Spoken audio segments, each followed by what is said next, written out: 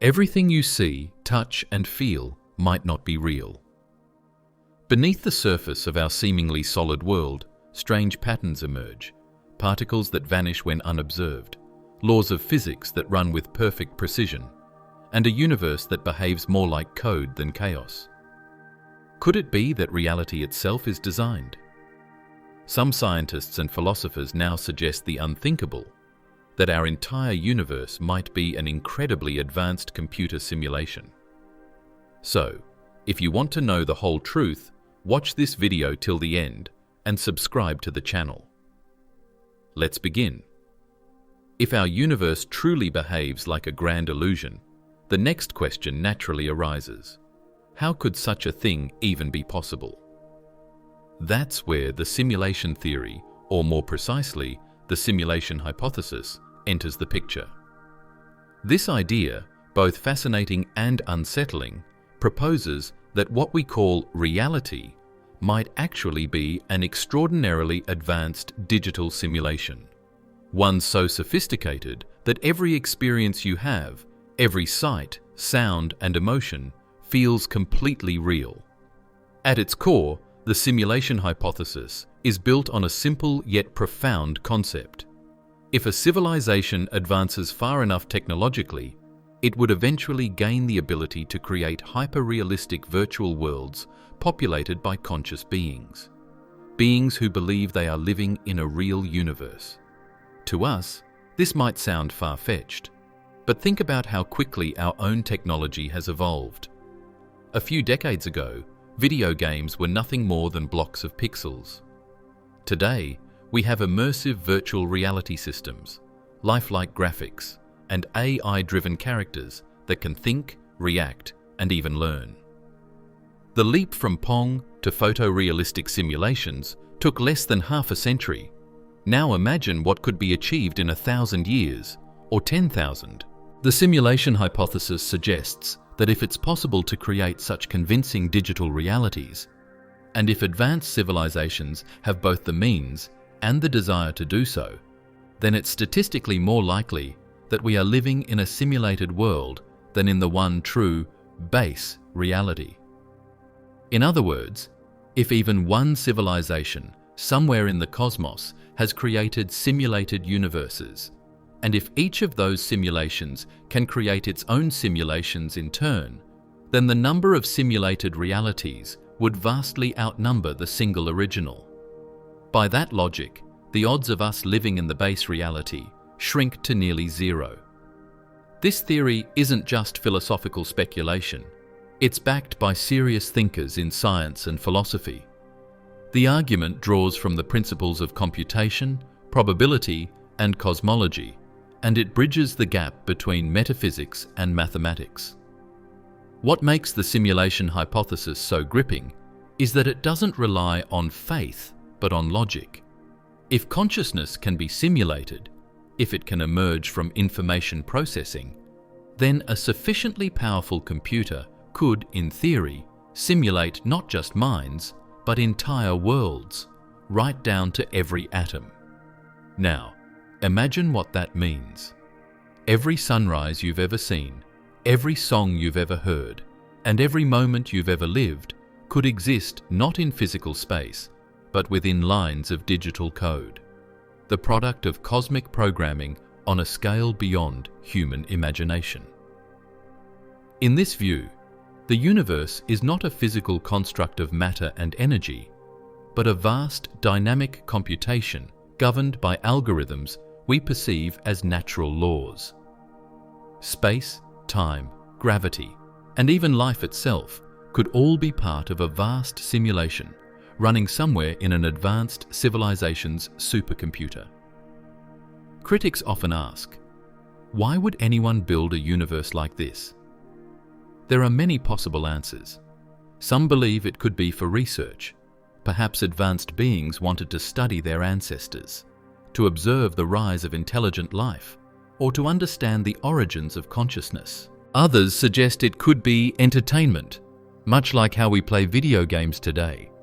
Or maybe it's something even deeper, an experiment in creation, where beings have transcended biology and now explore existence through digital means. There's another layer to this theory that's both humbling and terrifying. If we are living inside a simulation, then our understanding of physics, our entire scientific framework, might just be the rules of the program. What we call the laws of nature could simply be the parameters of our universe's code, designed to maintain stability and consistency within the simulation. Just like a video game has its own physics engine, our universe might have its own built-in logic, only ours is infinitely more complex and precise. Some scientists speculate that anomalies we observe in physics, like quantum uncertainty or the cosmic speed limit imposed by the speed of light, could be artifacts of this underlying computation. Just as a computer can only process information so fast, the universe might have built-in limits on how much information can be processed or transmitted at once. These processing limits could explain why light has a maximum speed, or why certain phenomena only appear when observed, as if the universe is rendering reality on demand. The simulation hypothesis also blurs the boundaries between creator and creation, reality and illusion. If we truly are simulated, it means that our existence is both artificial and meaningful at the same time. Artificial, because we were designed; meaningful, because within this simulation, we feel, think, and dream. Consciousness, in that sense, becomes the bridge between digital information and lived experience. A reminder that even in a simulated world, awareness is what makes reality real to us. And perhaps that's the most astonishing implication of all.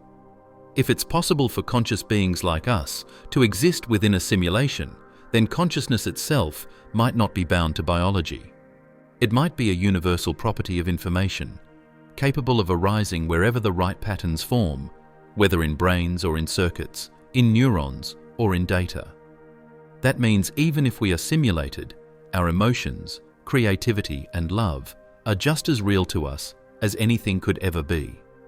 The simulation hypothesis doesn't necessarily say that life is meaningless. In fact, it might suggest the opposite. If our reality was created, then perhaps it was created for something, for observation, for experience, or even for growth. Maybe existence, no matter its form, always carries purpose. So when you gaze at the stars and feel a sense of wonder, consider this. Perhaps that feeling is exactly what the simulation was designed to evoke, the endless curiosity of conscious beings searching for the truth behind their own existence. And speaking of searching for truth, there's one man whose work brought this entire theory into mainstream discussion. He didn't just popularize the idea, he framed it in a way that even scientists couldn't ignore. His name is Nick Bostrom, and his argument would forever change how we think about reality itself. When the idea of a simulated universe first began circulating, it sounded like something ripped straight out of a science fiction novel. But in 2003, a Swedish-born philosopher at Oxford University named Nick Bostrom gave it intellectual legitimacy, not through imagination, but through logic. His paper, titled "Are You Living in a Computer Simulation?", didn't just pose a wild question, it laid out a rigorous mathematical argument that forced scientists, technologists, and philosophers to take the possibility seriously. Bostrom wasn't trying to write a science fiction story. He was exploring a genuine philosophical problem about technology, consciousness, and the limits of human understanding. His argument, now famously known as Bostrom's trilemma, is as unsettling as it is simple. It states that one of the following three propositions must be true. 1.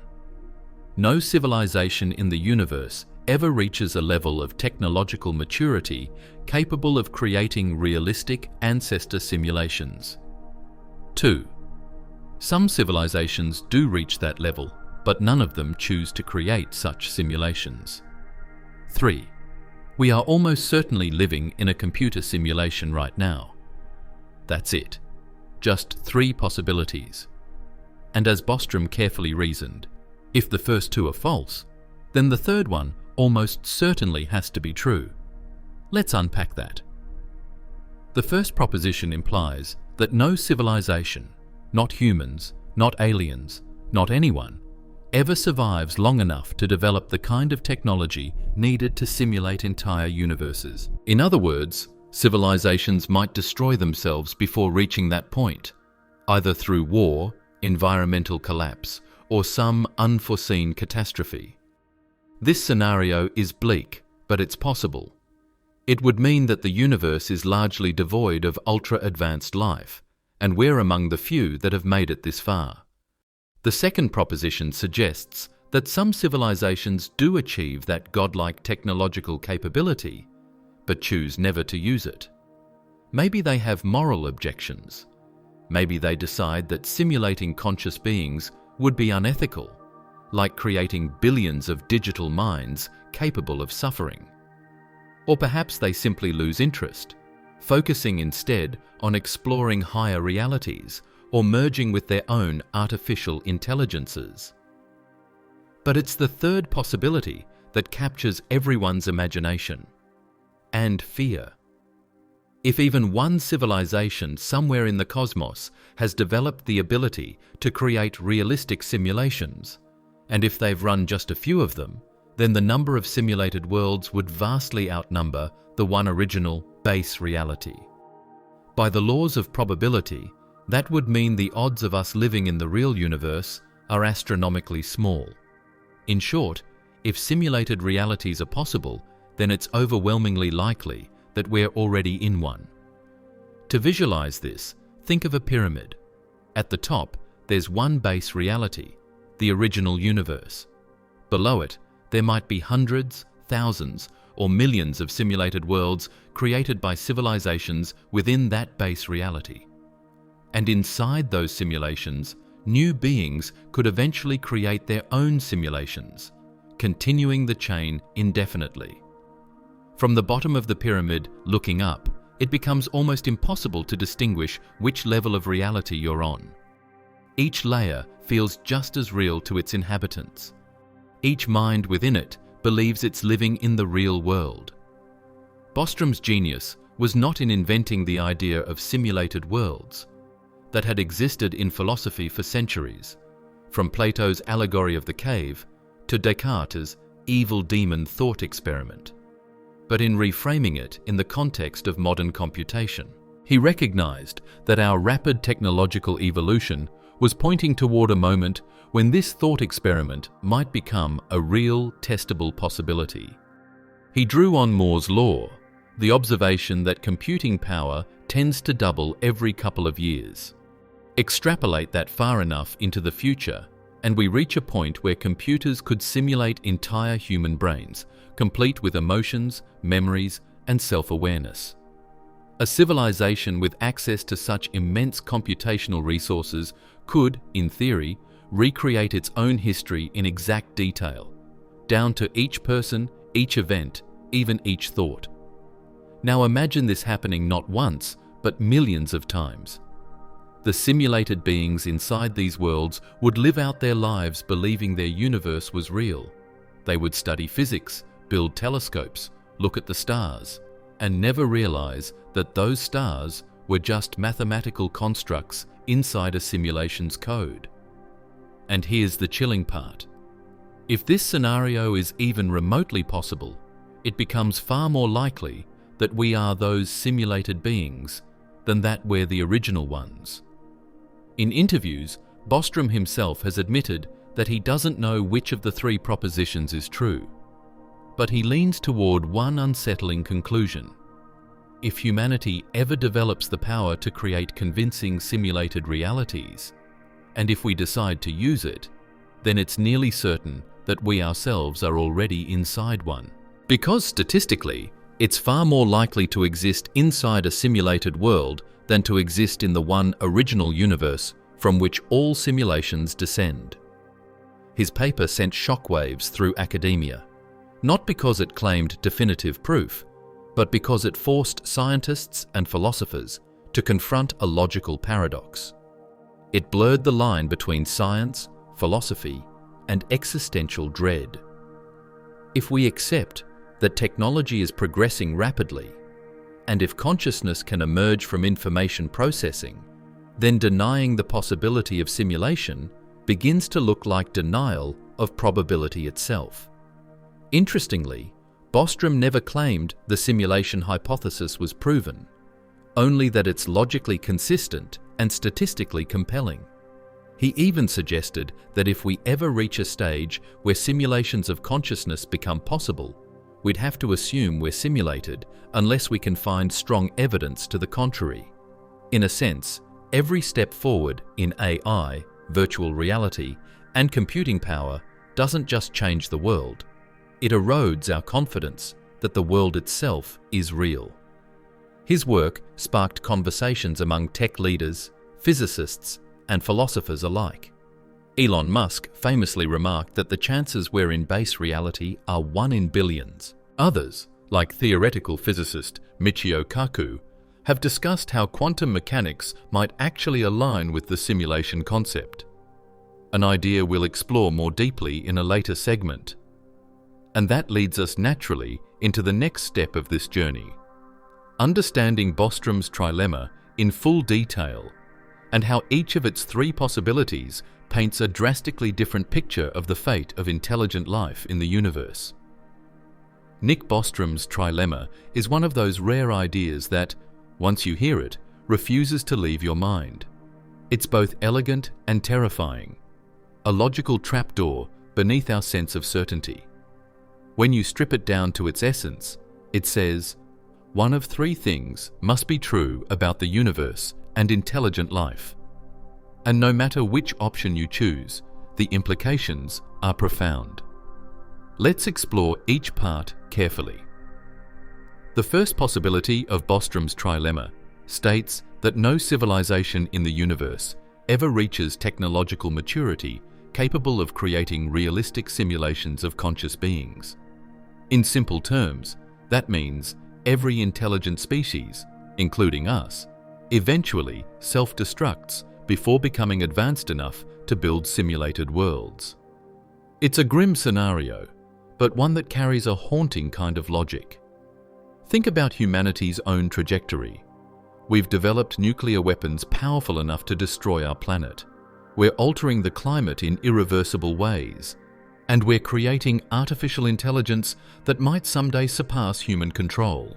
Every step toward greater technological mastery seems to bring us closer to potential self-annihilation. If this first proposition is true, then the reason we don't see simulated universes is because civilizations simply don't survive long enough to make them. They burn bright, but briefly, consumed by their own inventions before reaching the level of godlike simulation creators. This would mean the cosmos might be littered with the ruins of civilizations that came close to unlocking the secrets of digital creation, but collapsed before they could complete the journey. It's a sobering thought. Our absence from the galactic stage might not mean we're alone. It might mean that no one survives long enough to make it that far. This version of the trilemma paints a tragic picture of the universe as a graveyard of ambition, where intelligence is its own undoing. Now, let's move to the second possibility, which is more optimistic, but no less intriguing. In this scenario, some civilizations do reach that incredible level of technological maturity, but they choose not to create simulations of conscious beings. Why wouldn't they? There are many possible reasons. It could be a matter of ethics. Perhaps advanced societies realize that creating simulated consciousness is cruel, that giving birth to beings capable of pain, joy, and self-awareness inside an artificial world is morally wrong.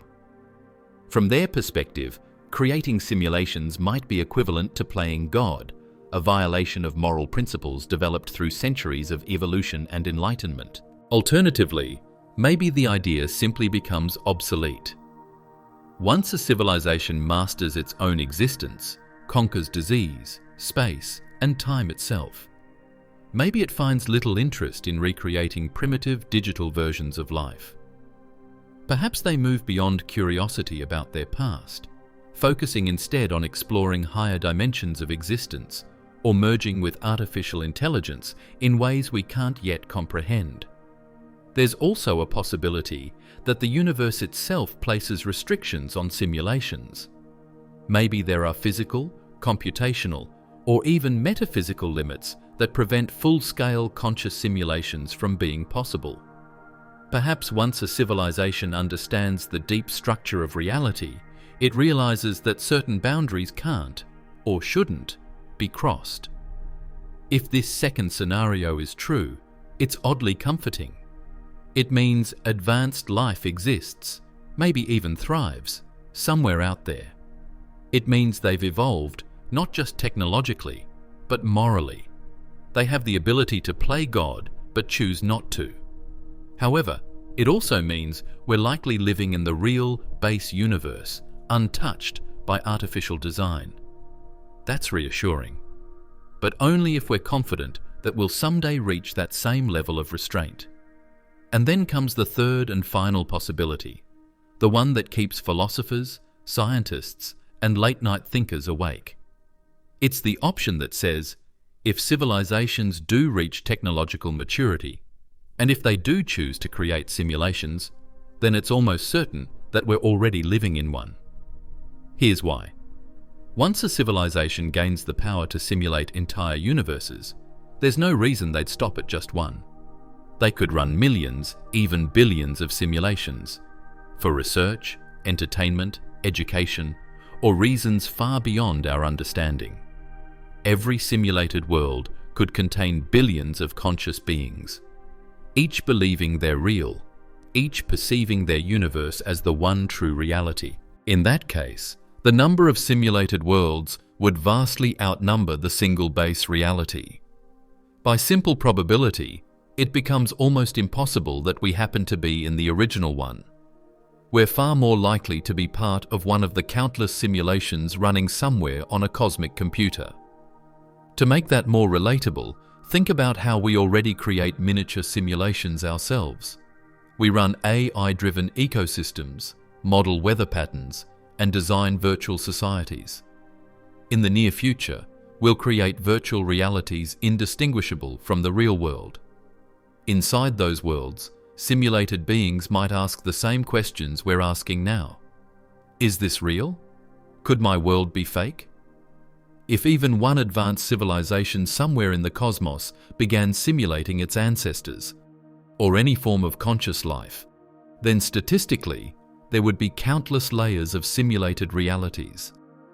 We could easily be several levels deep, living inside a universe, within a universe, within a universe, each layer unaware of the one above it. Now step back for a moment and consider, which of these three possibilities feels most plausible to you? Do you believe civilizations always destroy themselves before achieving such power? A bleak but perhaps realistic view of intelligent life? Do you think some advanced species reach that stage but make a conscious choice to refrain, valuing ethics over curiosity? Or do you find yourself leaning toward the third, that the reason reality feels so structured, so consistent, and so finely tuned is because it's been programmed to be that way? This is where Bostrom's argument transcends philosophy and starts to feel deeply personal. Because if the third possibility is true, then everything we experience, every sensation, every emotion, every act of creation or destruction is part of a vast, incomprehensible computation. Yet that doesn't make our experiences any less real to us. It means our consciousness is the bridge between code and meaning, that even within a simulated universe, our lives still carry significance. So, which possibility do you find most convincing? The one where civilizations never make it? The one where they rise above the temptation to play God? Or the one where the game has already begun, and we're inside it, trying to understand the rules? Whichever answer you lean toward, one thing is clear. Bostrom's trilemma leaves no room for neutrality. It forces us to confront not just the possibility of simulation, but the fragile, mysterious nature of consciousness itself. And as we move forward, The parallels between this theory and our own technological progress become impossible to ignore. Because if this idea sounds far-fetched now, wait until we compare it to something much closer to home, the worlds we've already begun to build ourselves. If Bostrom's argument feels abstract or theoretical, all you need to do is look at what humanity has already achieved in the past few decades. Because, in many ways, we're already laying the foundation for our own miniature simulations. The best way to understand how plausible the simulation hypothesis really is to look at the world of video games, virtual reality, and artificial intelligence. A few generations ago, digital entertainment was nothing more than pixels and beeps.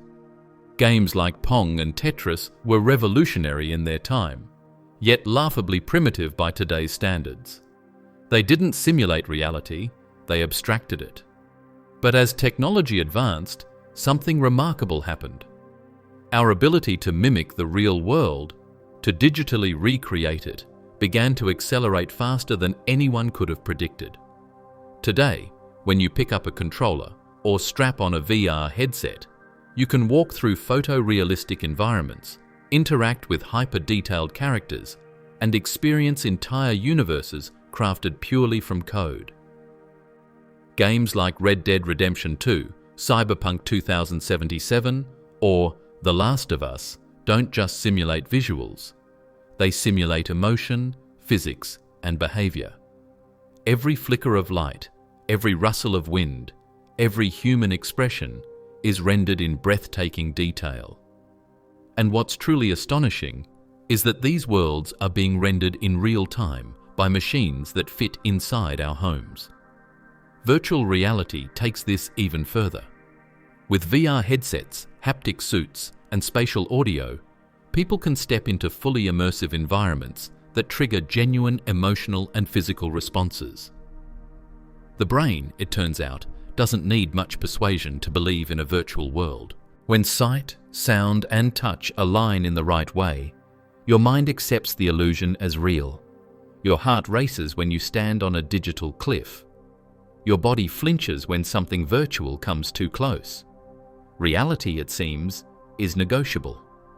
Now, add artificial intelligence into the mix. Modern AI systems are learning to generate entire landscapes, cities, and creatures with minimal human input. Neural networks can create faces of people who don't exist, compose music that moves listeners to tears, and write dialogue indistinguishable from human speech. In games and simulations, AI-driven characters are no longer simple scripted entities. They can learn, adapt, and remember. Some even exhibit emergent behaviors, surprising their creators by acting in ways they weren't explicitly programmed to. So imagine projecting this trajectory a few centuries into the future. If we can already build digital worlds so convincing that our brains respond as if they're real, what happens when computing power multiplies a billionfold? What happens when quantum computing, neural interfaces, and advanced AI merge to create simulations indistinguishable from base reality? You could enter a simulation and live an entire lifetime, feel joy, sorrow, love, loss, all within a system that, from the outside, is nothing more than streams of data. And if you were born inside such a world, never having known any other reality, how would you ever tell the difference? You wouldn't. To you, it would be as real as anything could ever be. This isn't just speculation. It's something scientists and technologists are already experimenting with. Companies are using simulation technology to model entire ecosystems, urban environments, and even societies. NASA uses advanced simulators to train astronauts. Economists use digital models to study population dynamics and resource consumption.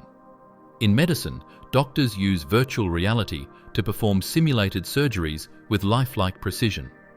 Every one of these systems is, in essence, a miniature universe governed by programmed laws, microcosms of order and logic built by intelligent creators. Now scale that concept to a cosmic level. If humanity can simulate fragments of reality today, then a civilization thousands or millions of years more advanced could easily simulate entire universes, down to every photon, every quantum fluctuation, every conscious being. Their computers might not be made of silicon, but something we can't yet imagine. Perhaps matter itself would act as the substrate for computation. In such a scenario, reality and simulation would become indistinguishable. This is what makes Bostrom's argument so compelling. It's not rooted in fantasy. It's an extrapolation of our own progress. Each technological breakthrough brings us one step closer to creating worlds as complex and convincing as our own. When you put on a VR headset and lose yourself in a digital landscape, you're getting a glimpse, a small primitive glimpse, of what an advanced civilization could achieve at the scale of an entire universe. Even the entertainment industry mirrors this trajectory. Think about the rise of The Sims, Minecraft, or massive multiplayer games like World of Warcraft. These are entire digital societies, each with their own economies, rules, and social hierarchies. Millions of people log in daily to live alternate lives within them. Inside these worlds, digital avatars fall in love, build empires, and even die, all within structured, rule-based systems that mimic our own physical reality. In many ways, we've already become the gods of tiny digital realms. We build them, populate them, and sometimes even watch them evolve beyond our expectations. Our simulations aren't conscious yet, but for how long will that remain true? AI is advancing faster than any other field in human history, and researchers are already debating whether machine consciousness could emerge from complex enough algorithms.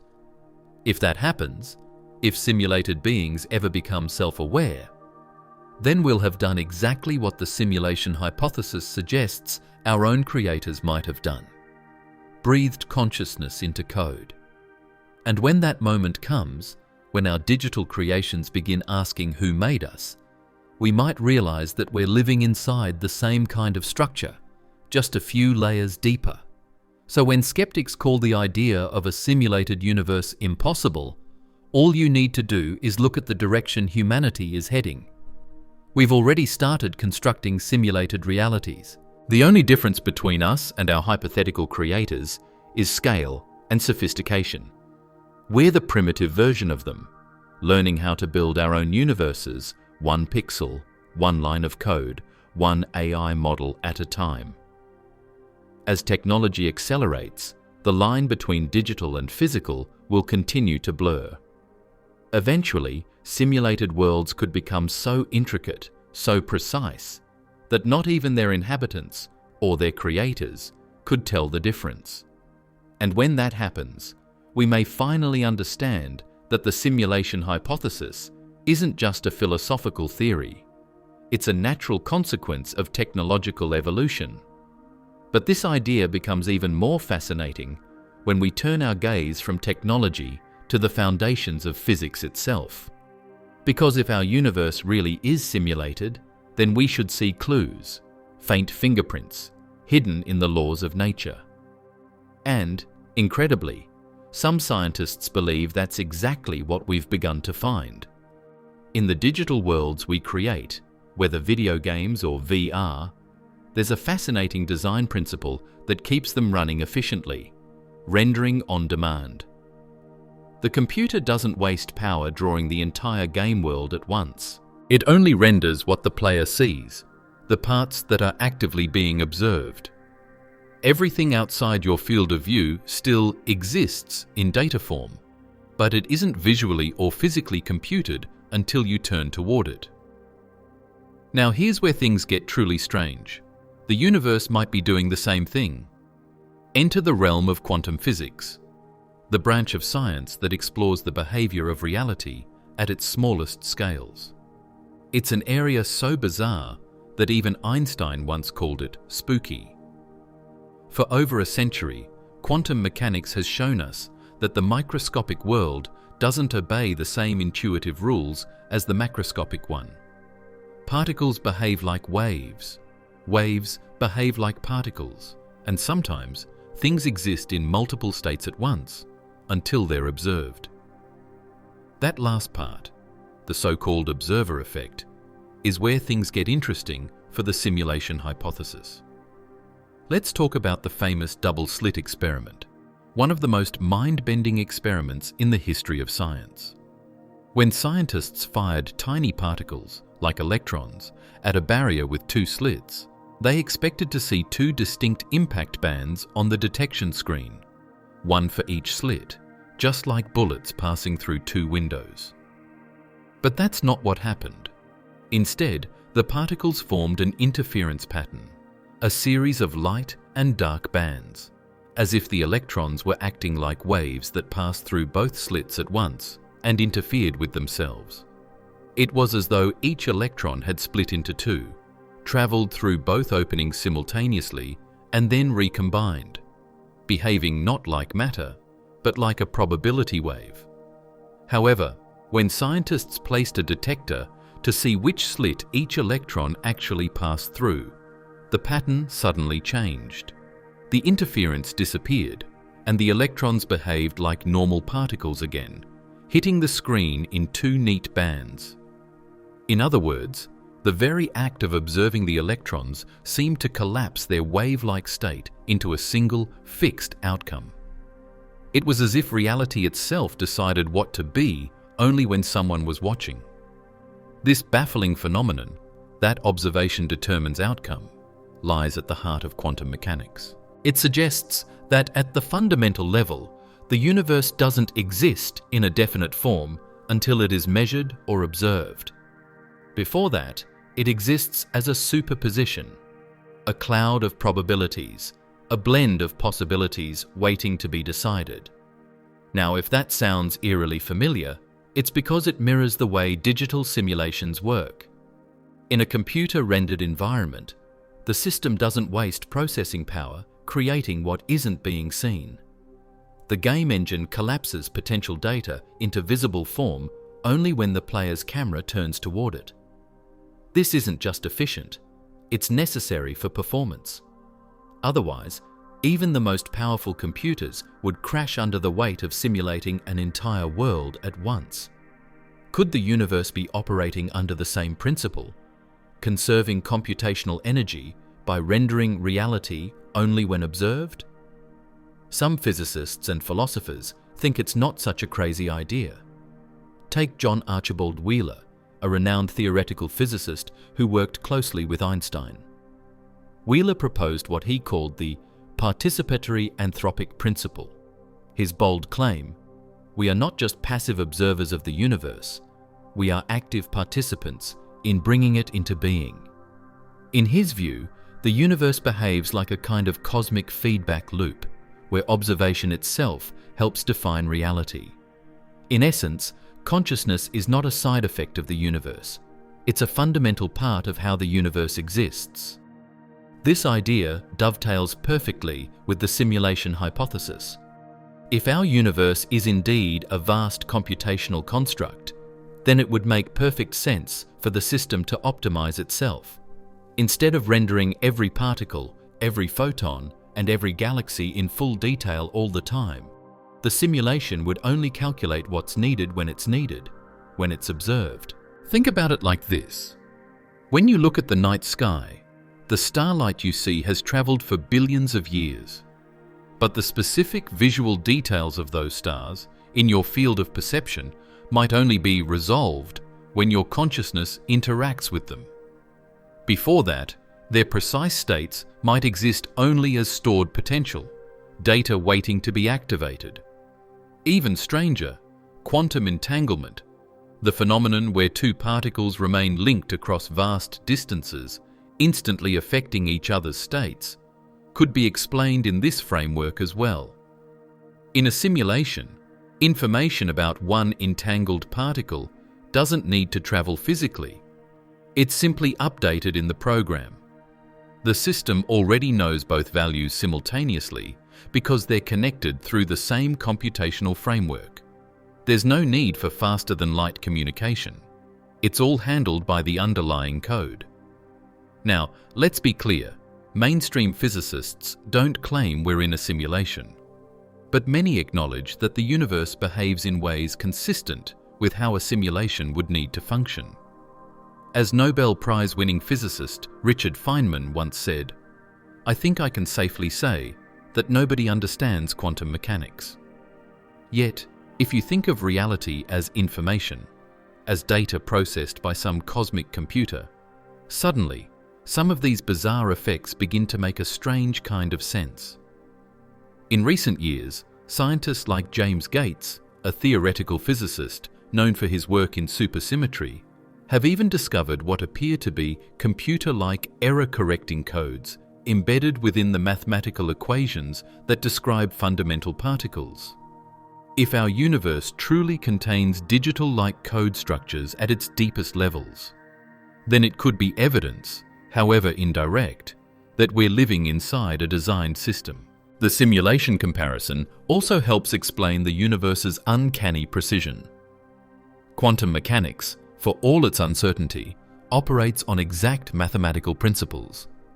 Every interaction, every probability, follows rules that can be described by elegant equations. It's as if the cosmos runs on a flawless algorithm, one that's been fine-tuned for stability and balance, much like the physics engines that run our digital worlds. So here's the thought experiment. What if we're not discovering the laws of nature, but reverse engineering them? What if every scientific breakthrough, from quantum physics to relativity, is really just our attempt to understand the rules of the simulation we're inside? It's an idea that's both thrilling and unsettling, because it implies that the universe might not be an objective reality independent of us, but a responsive system that behaves differently depending on how we interact with it. Just as a computer game changes its output based on player input, our universe might adapt its state based on observation. In this view, quantum mechanics isn't confusing, it's brilliant. It's not chaos, it's optimization.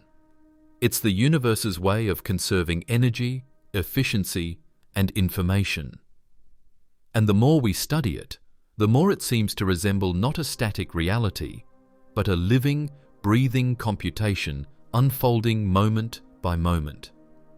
And if the quantum world gives us a glimpse into how the universe might render its smallest details, the next clue takes us even deeper, into the very structure of the cosmos itself. Because the deeper we look, the more we find that reality seems to be built from something astonishingly familiar: mathematical code.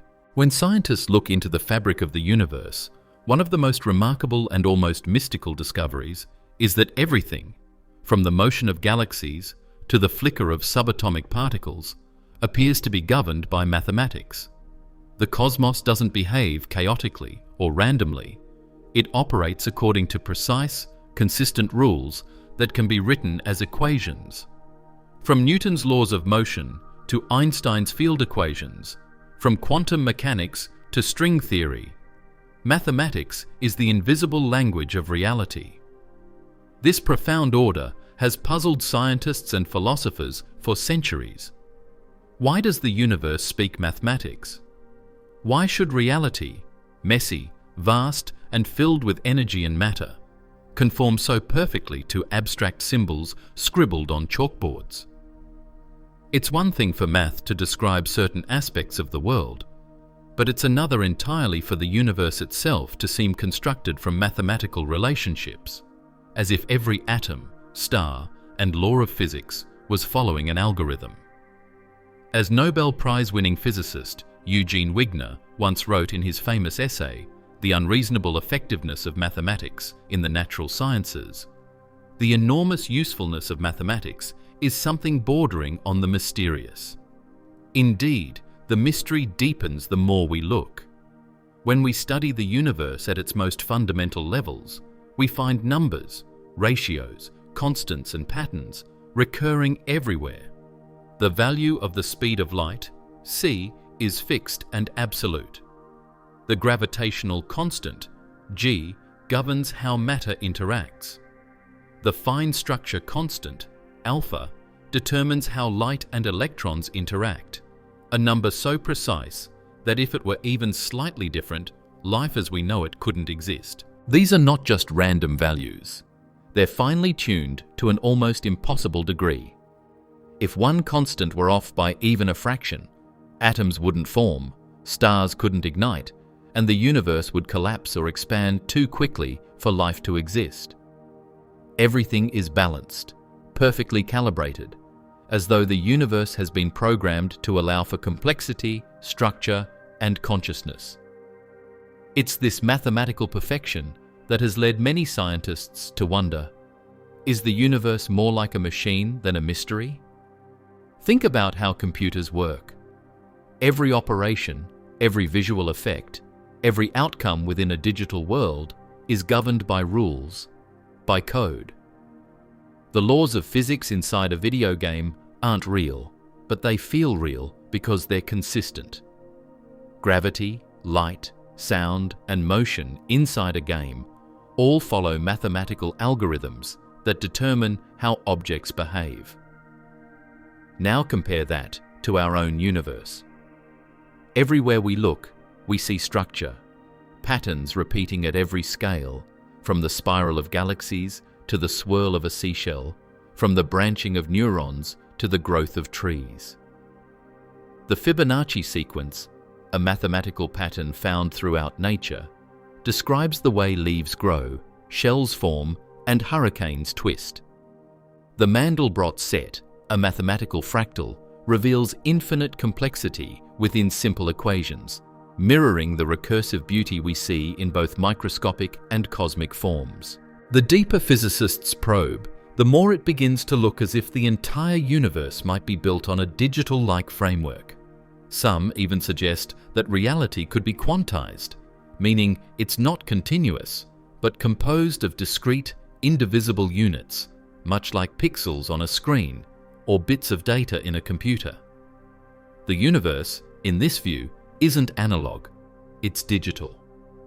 This idea gained traction with scientists such as physicist John Archibald Wheeler, who coined the phrase "it from bit." He proposed that every particle, every force, every field, even space-time itself, derives its existence from binary information, from yes or no questions, the most basic unit of computation. In other words, reality is made of information, not matter. To put it another way, physical objects might not be the fundamental building blocks of the universe. Information might be. Every electron, every photon could be the result of underlying informational processes. The universe, then, would be not just a cosmic machine, but a cosmic computer, running an unimaginably vast and elegant program. If that's true, then everything we observe, light, gravity, time, even consciousness, could be the emergent result of computational rules. The hardware of our universe would be whatever substrate lies beneath physical existence, while the software would be the mathematical laws that govern how it behaves. We might be living in a system that doesn't just follow mathematical rules, it is those rules. Consider this. Even chaos, when analyzed deeply, isn't truly random. What we call chaos in nature, turbulent weather, unpredictable patterns, the motion of galaxies, still follows deterministic equations. There's always structure beneath the seeming disorder, like a hidden code that gives rise to complexity. It's as though the universe is a grand simulation, one that continuously computes itself according to a set of elegant mathematical algorithms. And here's where it gets even more fascinating. If our universe is based on mathematics and information, then every physical process, from the orbit of planets to the firing of neurons in your brain, could be the result of information processing. In essence, reality might not be a stage on which information plays. Reality itself might be information playing out in time. This concept isn't just philosophical, it's deeply scientific. The field of digital physics, pioneered by thinkers like Edward Fredkin and Konrad Zuse, proposes that the universe functions like a cellular automaton, a computational system in which simple rules generate incredibly complex behavior. Just as Conway's famous game of life uses a few basic laws to create patterns that evolve and replicate, the universe might operate on a similar principle, with simple, digital laws giving rise to the breathtaking complexity of existence. If that's true, then our search for a theory of everything, the ultimate equation that unites quantum mechanics and relativity, might actually be the search for the source code of the universe. The mathematical constants we observe might be the configuration settings of our reality. The quantum field equations might be the physics engine of our cosmos. And every bit of matter and energy could be the output of an unimaginably advanced computation running silently beneath everything we see. Now ask yourself, if the universe behaves like a mathematical simulation, obeys digital-like precision, and seems to conserve computational resources the way a program would, then could that be mere coincidence? Or could it be a clue? Could the laws of physics be more than descriptions of reality? Could they be the code that creates it? And if so, what or who wrote that code? These questions are not only philosophical, they strike at the heart of our understanding of existence. Because if the universe is information, then reality itself is not static. It's dynamic, evolving, computing. We might be living inside the ultimate mathematical construct, a self-running, self-correcting program of cosmic proportions. And just as every computer has a smallest possible unit of data, a bit, a pixel, our universe might also have a smallest possible unit of space, time, and information. That's where the next clue appears. Hidden not in the vastness of the cosmos, but in its smallest possible scale.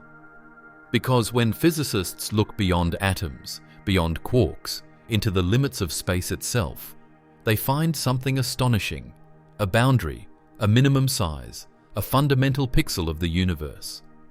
That smallest building block is known as the Planck length, and it might just be the proof that reality itself is quantized, or, in simpler terms, pixelated. At the deepest levels of the universe, far beyond atoms, quarks, or even the fabric of space-time itself, scientists believe there may exist a smallest possible unit of measurement, a limit that cannot be divided, compressed, or measured any further. This boundary, known as the Planck length, is often described as the smallest conceivable pixel of reality. To grasp how incredibly small this is, consider this. The Planck length is about 1.616 times 10 to the negative 35th meters. That's so minuscule that if you magnified a single proton to the size of the observable universe, the Planck length would still be smaller than a grain of dust inside it. It's not just tiny, it's fundamental. According to quantum physics, below this scale, the very concepts of space and distance lose their meaning. It's as if space-time itself breaks down into discrete, indivisible units. Why is this so significant?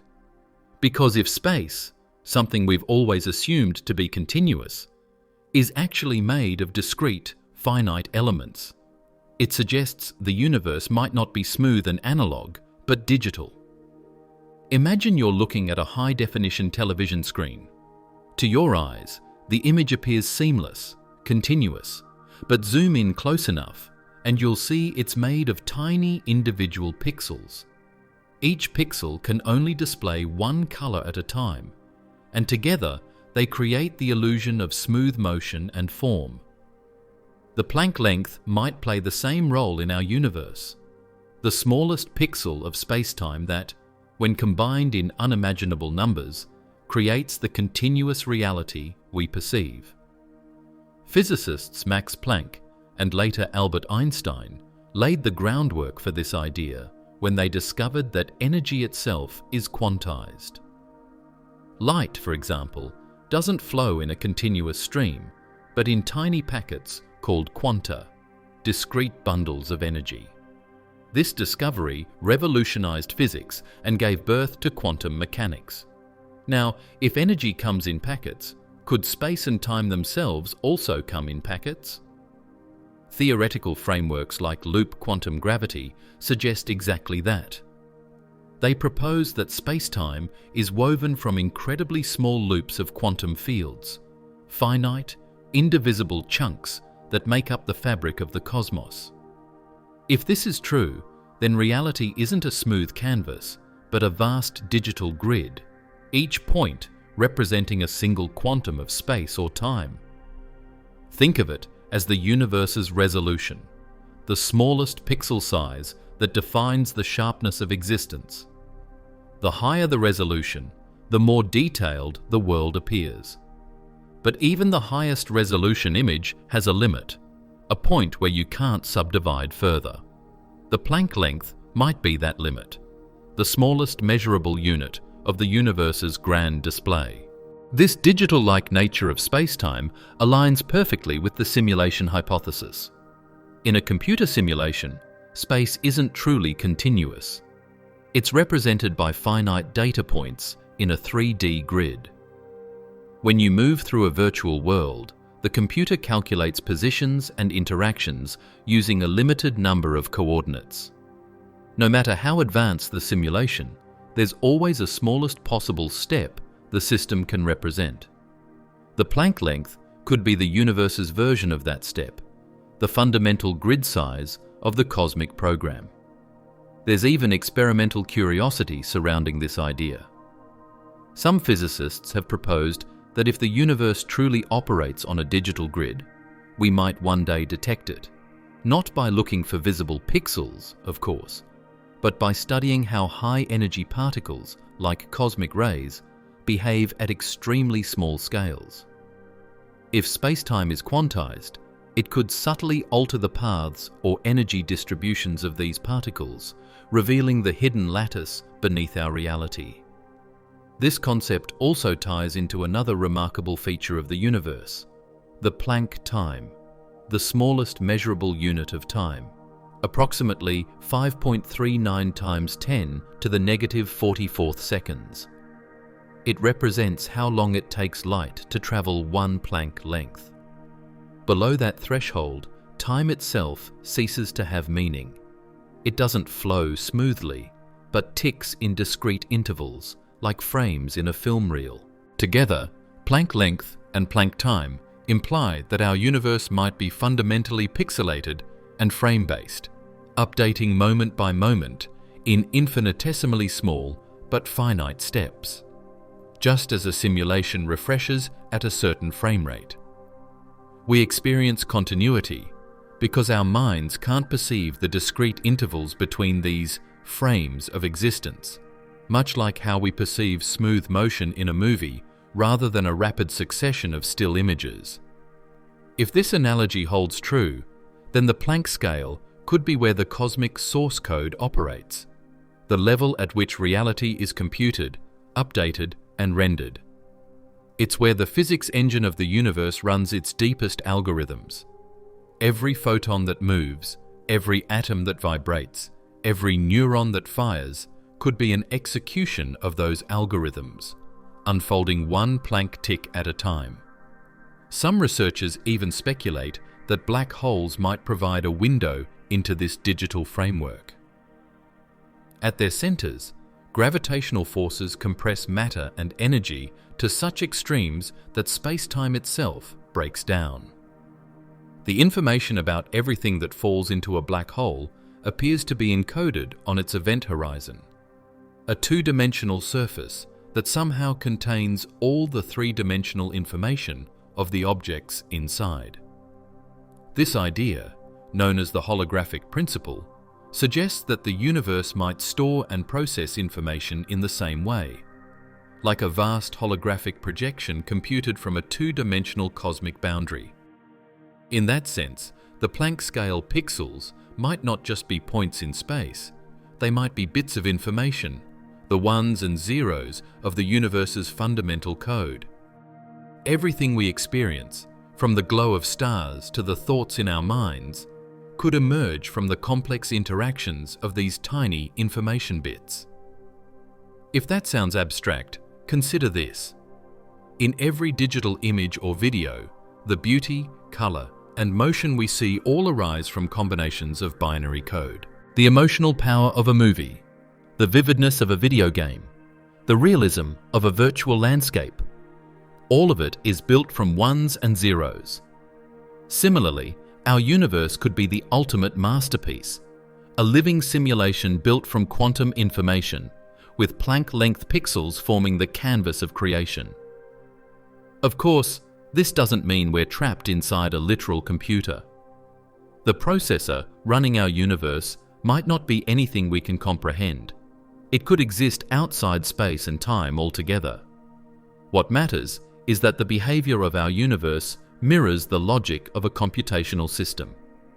Its smallest units act like data, its laws like algorithms, and its unfolding like a perfect, self-updating simulation. So when we talk about the Planck length as the smallest unit of space, we might actually be talking about the resolution of reality itself, the tiniest pixel in the cosmic display that creates everything we see, hear, and feel. But if there's a smallest possible pixel, if the universe has a maximum resolution, that also implies something else. It might have a maximum processing speed. Just as no computer can compute beyond its hardware's limits, our universe might also have built-in boundaries to how fast information can move or how much energy can exist at once. And those limits could be yet another hint that we're living inside a cosmic simulation. The more deeply we examine the nature of reality, the more it begins to resemble a colossal, self-running computation. And just like any computational system, it may have limits built into its design.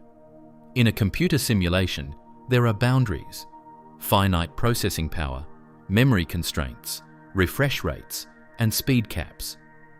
Every digital system, no matter how advanced, must operate within the limits of its architecture. If our universe is indeed a kind of cosmic simulation, then perhaps what we interpret as the laws of physics are actually reflections of these computational boundaries. One of the clearest examples of this idea can be found in one of the most famous constants in physics, the speed of light. Nothing in the universe, as far as we know, can travel faster than light in a vacuum, roughly 299,792,458 meters per second. It's a universal speed limit, absolute, unbreakable, and consistent everywhere in the cosmos. But why does the universe even need a speed limit? Why not allow information or energy to move infinitely fast? In traditional physics, the speed of light is woven into the structure of spacetime itself, defining how cause and effect propagate through the universe. But from a simulation perspective, this limit might serve another purpose. It could represent the maximum rate at which the universe can process information. Imagine the universe as a gigantic computational grid. Every particle, every field, every quantum of energy must be updated moment by moment. The speed of light could be the refresh rate of that cosmic computation, the fastest speed at which information can be transmitted from one point to another within the system. Nothing can move faster than light, not because of some arbitrary rule, but because the simulation simply can't update reality faster than that. This interpretation has fascinating implications. It suggests that what we experience as time, motion, and causality are all dependent on how quickly the universe's processor can compute and render events. The maximum speed of light, then, is not a physical limit. It's a computational one. This concept aligns beautifully with the work of physicist Seth Lloyd, who proposed that the universe itself might function as a quantum computer. According to Lloyd's calculations, the entire universe has performed roughly 10 to the power of 90 operations since the Big Bang. A staggering number, but still finite. Every particle interaction, every photon emitted, every fluctuation in a quantum field contributes to the universe's ongoing computation. In this model, energy is equivalent to computational capacity, and the laws of physics are the rules governing how information can be processed. The faster something moves, the more processing power it requires. Just as in a video game, where too many objects moving too quickly can cause frame drops or lag, the universe might impose natural limits to maintain coherence and stability. The speed of light could be the universe's way of preventing processing overload. Let's take that analogy further. In video games, when a player explores a large open world, the system dynamically loads and unloads parts of the environment to conserve resources, a process known as culling. The game engine only renders what's necessary for the player's immediate experience. If you move too fast, faster than the system can render, you might notice glitches, missing textures, or temporary freezes as the computer struggles to keep up. Now imagine our universe functioning in a similar way. The cosmic simulation updates reality at a fundamental rate, defined by constants like the Planck time, about 5.39 times 10 to the negative 44th seconds per tick. If something tried to move or change state faster than this limit, it would effectively outrun the computational framework, creating inconsistencies in the simulation. To prevent that, the universe enforces a hard cap, the speed of light. This idea also ties neatly into Einstein's theory of relativity, which shows that as an object approaches the speed of light, its mass increases and time slows down. From a simulation perspective, that makes perfect sense. As an object's energy, and therefore computational demand, increases, the system must allocate more processing resources to it. The closer it gets to the maximum processing threshold, the speed of light, the more lag it experiences in time. Eventually, at light speed, the simulation would have to devote infinite resources to maintain consistency, which it can't. Hence, the limit. Even the concept of quantum uncertainty, where particles can't simultaneously have definite positions and velocities, could be seen as another type of computational constraint. It's as though the universe doesn't have enough processing capacity to fully calculate every property of every particle at once. Instead, it uses probabilistic shortcuts, calculating only what's necessary when an observation is made. This would be a brilliant way to conserve computational resources while still producing a coherent and functional universe. In the same vein, the energy limit of the universe, the maximum energy that can exist within a given region before it collapses into a black hole, might also be a sign of the universe's computational capacity. If too much information, or energy, is packed into one area, the system becomes unstable, forcing it to compress into a simpler state, a black hole. From a digital viewpoint, that could be the system's way of compressing data to avoid exceeding memory limits, just like a computer that consolidates information when storage runs out. It's fascinating to realize how many physical constants align perfectly with this computational interpretation. Planck's constant defines the smallest possible unit of action. The speed of light defines the fastest possible transfer of information, and the gravitational constant defines the structure of large-scale processing, as if each physical law represents a line of code in the universe's source program. In this light, the cosmos might not just be like a computer, it might literally be one, operating on a scale and complexity beyond anything we can imagine.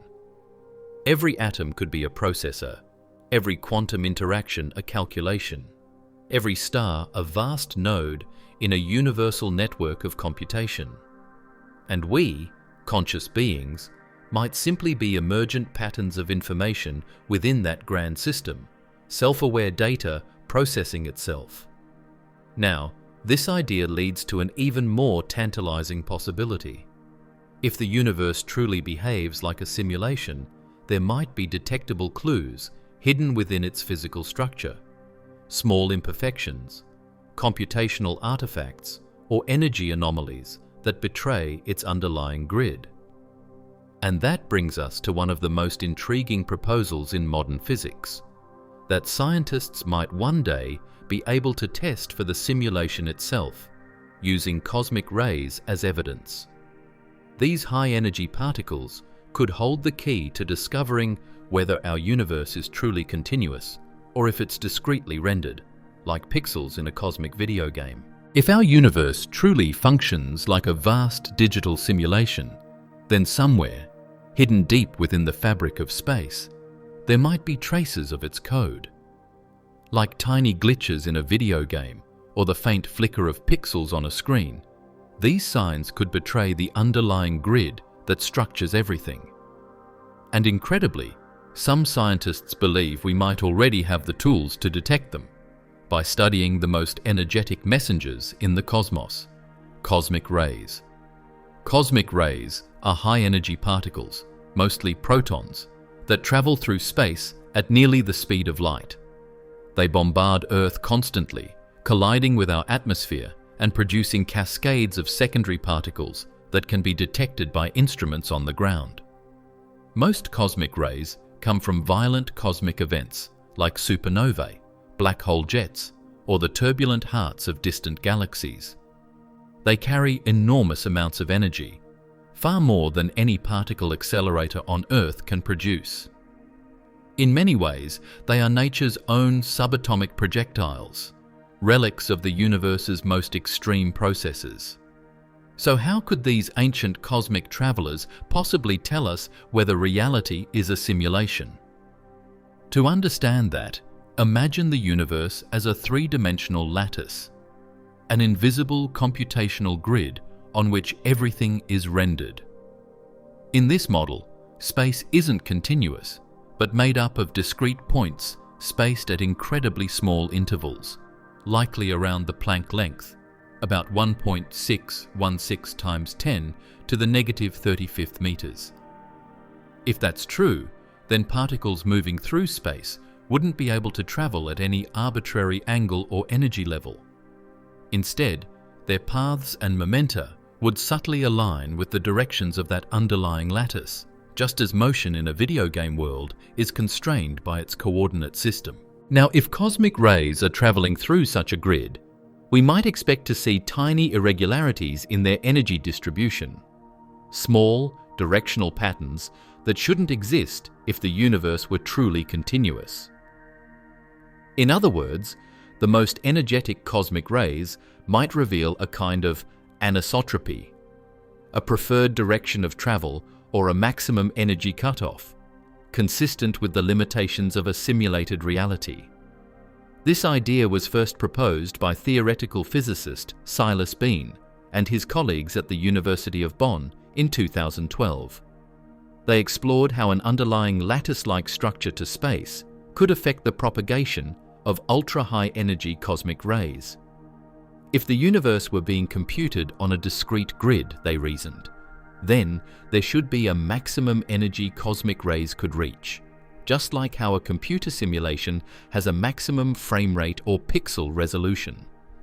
Beyond that point, the grid would interfere with particle movement, distorting or cutting off certain energy levels.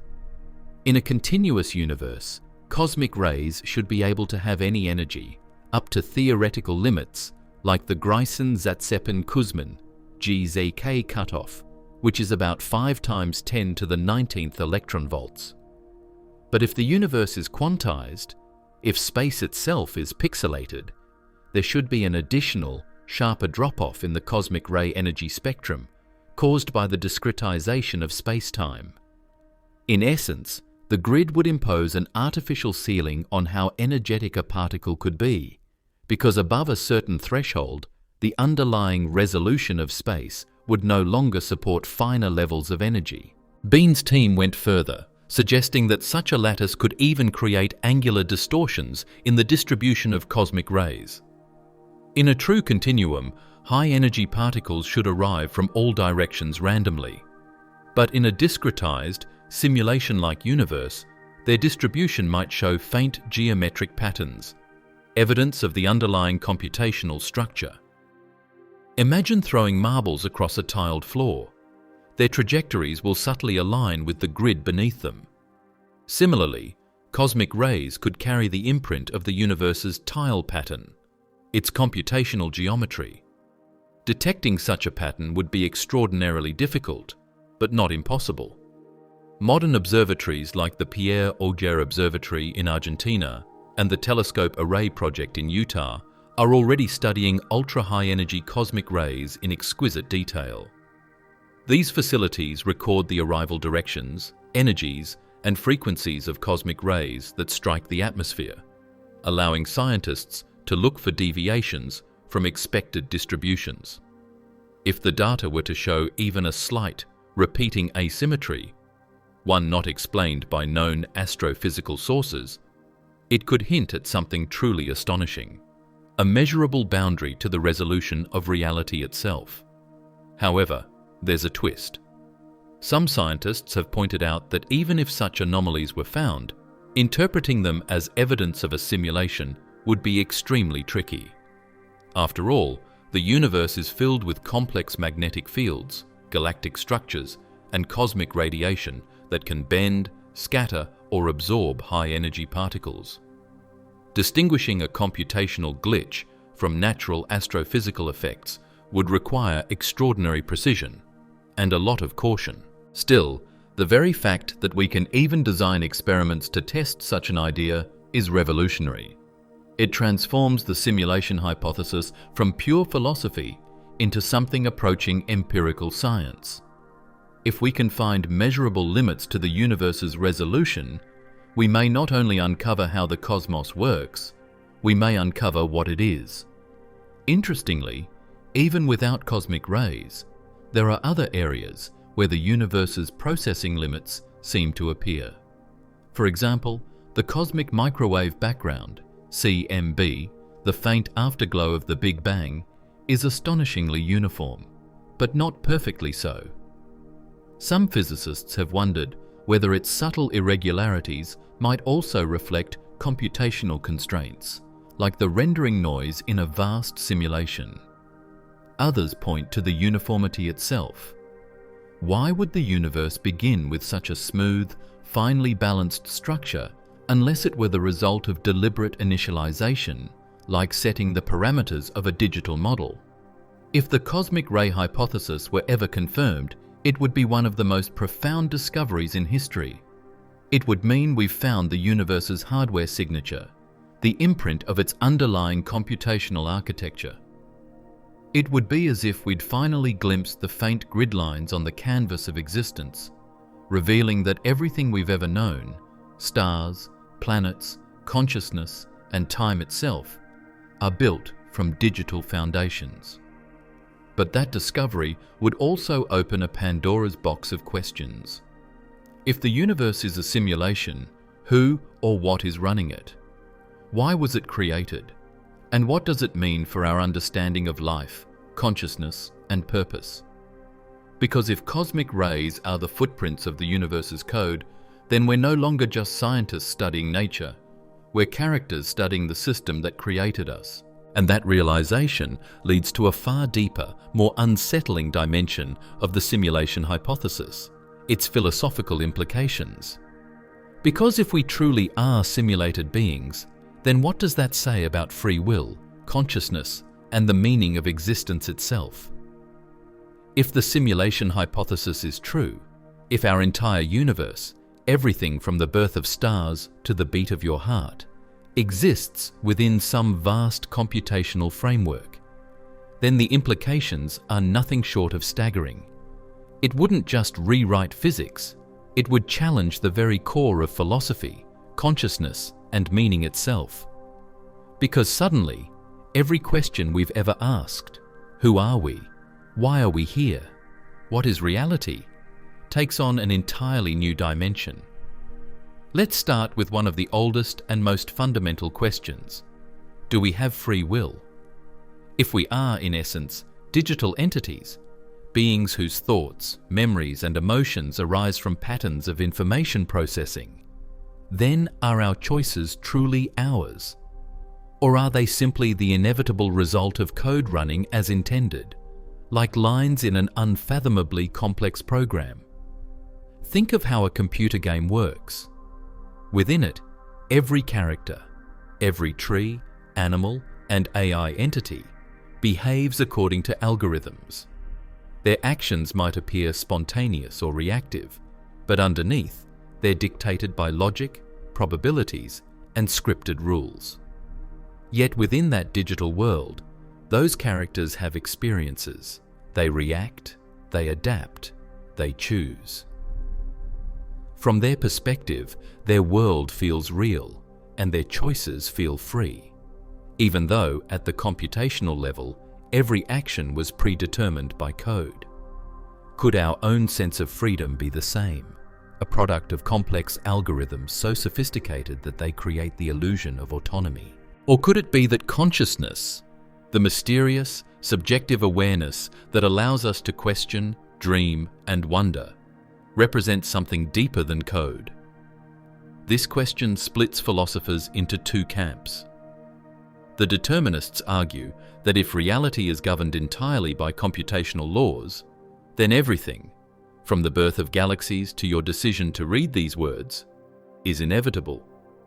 Given the initial conditions of the simulation, the outcome was already encoded. Your free will is simply a perception, an emergent illusion that arises from your limited understanding of the system's complexity. But the dualists, and many modern thinkers, propose something far more profound: that consciousness itself might be non-computational, that it could transcend the digital structure of the universe. Even if the cosmos runs like a simulation, they argue, the subjective experience of being, the I behind your thoughts, could represent something the simulation can't fully contain or explain. In this view, consciousness might not be produced by the simulation, but channeled through it. Just as a video game transmits sound and light through your computer screen, perhaps consciousness is a fundamental property of existence that interfaces with the simulation, giving life to the digital forms within it. If so, our minds could be digital, entities that exist within the system, but also connected to something beyond it. That leads us to another enormous question. What is the purpose of existence in a simulated universe? If we are part of a grand design, a computational experiment, an artistic project, or a study conducted by higher intelligences, then our existence might not be meaningless at all. It could be intentional. We might be here to evolve, to learn, to create, or simply to experience. Some philosophers speculate that advanced civilizations could simulate universes like ours to study the origins of life or consciousness. And yet, there's another, darker possibility, that our universe might not have been created for us at all. It might be a byproduct, an incidental simulation, one of billions running for purposes far beyond our comprehension. We could be like the non-playable characters in a massive digital ecosystem, self-aware but irrelevant to the true intention of our creators. But even that doesn't necessarily rob our lives of meaning, because meaning ultimately isn't something that must be given to us. It's something we create within us. Whether we are flesh and blood or data and code, the experiences we have, love, pain, joy, loss, are real to us. The simulation, if it exists, doesn't diminish that. If anything, it makes it more extraordinary that consciousness can arise within it. And then comes the deepest mystery of all: what is consciousness itself? If reality is a computation, then how does subjective awareness, the sense of being you, emerge from mere information processing? No line of code has emotions. No equation feels love or wonder. Yet somehow, within the structure of our brains, which are themselves made of atoms following physical laws, consciousness awakens. It observes, questions, and dreams. Some scientists believe this is the ultimate proof that consciousness cannot be simulated, that it's not a byproduct of matter, but the foundation of existence itself. According to this view, the universe might not create consciousness. Consciousness creates the universe. Reality, then, could be a kind of shared mental simulation, a collective projection of consciousness manifesting itself as the physical world. If that sounds mystical, consider that even quantum physics seems to suggest the universe depends on observation to exist in a defined state. The observer effect implies that awareness and reality are entangled, that the universe may not be truly real until it's perceived. Could it be that consciousness is the rendering engine of the cosmos, the thing that turns potential into existence? From this perspective, the simulation hypothesis doesn't strip us of meaning. It elevates us. It transforms us from passive inhabitants of a universe into active participants in its creation. We aren't just products of the code, we're partners in the computation, co-creators in a vast and intelligent design. This idea echoes ancient philosophies, Plato's allegory of the cave, where humanity perceives shadows of a deeper truth. Long before computers and philosophers imagined that the world we see is not the ultimate reality, but a projection, a learning ground for the soul. The simulation hypothesis, in a sense, is a modern scientific language for the same timeless intuition, that the physical world might be an illusion with a purpose. So perhaps the real question isn't whether we're simulated, but what that simulation is for. If the universe is a simulation, then its creators, whoever or whatever they are, might be the ultimate philosophers, scientists, or artists. Maybe they set the initial conditions and let the system evolve freely to see what would emerge. Maybe they wanted to explore the birth of morality, creativity, and consciousness. And maybe, just maybe, we are that story, the living expression of their experiment in meaning. In that light, the question of free will becomes less about whether our actions are predetermined and more about how we choose to engage with the mystery of existence. Whether or not the code determines the outcomes, we still experience the process, the beauty, the struggle, the wonder of being. That experience in itself might be the point. After all, even in a simulation, reality feels real. Pain hurts, love heals, curiosity drives us forward, and perhaps that's what truly matters. But if we are simulated, that leads naturally to another profound question, one that strikes at the boundary between science and spirituality. If there is such a thing as a simulated reality, what lies beyond it? Is there a base reality, the original universe where the simulation runs? And could we ever reach or even comprehend it? If the simulation hypothesis is true, then what we call the universe, everything from the cosmic microwave background to your innermost thoughts, might not be the foundational layer of existence at all. It could simply be one level in a vast hierarchy of realities. Beneath or beyond it lies something deeper, more original, what philosophers and physicists call base reality. Base reality, in essence, is the true universe, the physical or metaphysical realm in which the simulation that contains us is actually running. It's the ground floor of existence, the ultimate source from which all simulated worlds descend. If our universe is a kind of cosmic computer, base reality is the hardware that powers it, the ultimate operating system of existence. But here's the mind-bending part. If simulations can create new universes, each capable of spawning their own simulations, then the structure of reality might not be a simple top-down hierarchy, but an infinite chain. Imagine countless layers of nested worlds, each simulated by the one above it, like Russian dolls of existence, each believing itself to be the real thing. To understand base reality, think about a simple example. A player immersed in a hyper-realistic VR game.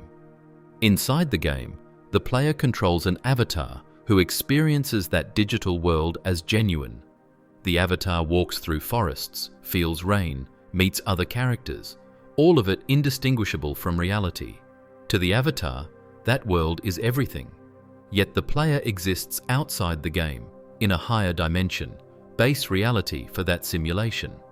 Now imagine that players' reality is also simulated, and their real world is being run by an even higher level civilization. This chain could extend infinitely upward, each level thinking it's at the top, while in truth, it's just another layer in the cosmic stack. So what is base reality? Is it a physical universe much like ours, just operating at a higher resolution and complexity? Or is it something utterly beyond our comprehension, an abstract realm of pure information and consciousness? We don't know. But the very concept forces us to confront a profound question. If we're simulated, what's simulating them? This recursive idea that simulated beings could themselves create new simulations is one of the most fascinating implications of the simulation hypothesis. If we ever reach the level of technological advancement required to build conscious digital worlds, we would essentially become the creators of new realities. Our own simulated universe would give birth to others, continuing the chain indefinitely. Think about where humanity stands today. We're already capable of creating complex virtual environments, video games, virtual reality, metaverses, populated with AI-driven characters that can learn and adapt. These are primitive simulations compared to what could come next. As computing power, artificial intelligence, and quantum technologies continue to advance exponentially, it's not hard to imagine a future where our descendants can simulate not just individual consciousness, but entire universes, each with its own physical laws, galaxies, and life forms. Now, imagine that within one of those future human-created simulations, intelligent beings evolve, beings who one day begin to ask the same questions we're asking now. What is reality? Are we simulated? They might run experiments, debate the same theories, and even create simulations of their own. If that happens, humanity will have become part of a self-perpetuating chain of creation. Simulated beings turning into simulators themselves. In this way, the simulation hypothesis doesn't just describe a static state of existence, it implies a cosmic cycle, a recursive loop where intelligence continually creates new layers of reality. Each layer becomes the godlike architect of the next, forming an infinite cascade of universes, each one nested within another like reflections in a hall of mirrors. Philosophically, this idea has both awe-inspiring and unsettling implications. If the chain of simulations goes on forever, does base reality even exist? Or is the concept of a final layer an illusion born of our need for origin and closure? Some thinkers argue that there must be a foundational level, a first cause, because infinite regress is impossible. Others suggest that reality could be self-simulating, a strange loop where existence sustains itself through information feedback, needing no external creator at all. But if there is a base reality, we might ask, what is it like? What kind of beings inhabit it? Could they be anything like us? Biological, conscious, emotional? Or are they so far beyond our comprehension that words like life or intelligence don't even apply? To them, our entire universe might be nothing more than a thought, a simulation running in the background of their own existence, just one of countless experiments exploring what happens when consciousness takes form. It's also possible that base reality isn't physical in any conventional sense. Some philosophers propose that what we call base reality could exist in a domain of pure information, a substrate where data and consciousness are indistinguishable. In that view, even the creators of our simulation wouldn't exist as material beings. They would be patterns of thought within a higher informational framework. The very act of creation might not involve machines or computers as we know them, but rather the manifestation of mathematical structures that are reality itself. Now here's where things get even more fascinating. What if humanity eventually becomes the architects of new universes? What responsibilities would that bring? If we could create simulations filled with sentient beings capable of thought, feeling, and self-awareness, would we bear moral responsibility for their suffering and joy? Already, researchers in artificial intelligence and digital ethics are asking these questions. If AI entities become conscious, should they have rights? Should we treat them as living beings, even if they exist only in code? Extend that idea to entire simulated civilizations, and suddenly we find ourselves in a position eerily similar to the hypothetical creators of our own universe. The moral, philosophical, and even spiritual implications are staggering. If we create digital beings who can love, dream, and ask questions about existence, then we've not just made software, we've created souls. And if those souls, in turn, create worlds of their own, the line between creator and creation dissolves completely. The act of simulation becomes indistinguishable from the act of creation itself. In that sense, perhaps the simulation hypothesis is not just a scientific or philosophical theory. It's a spiritual revelation about the nature of existence.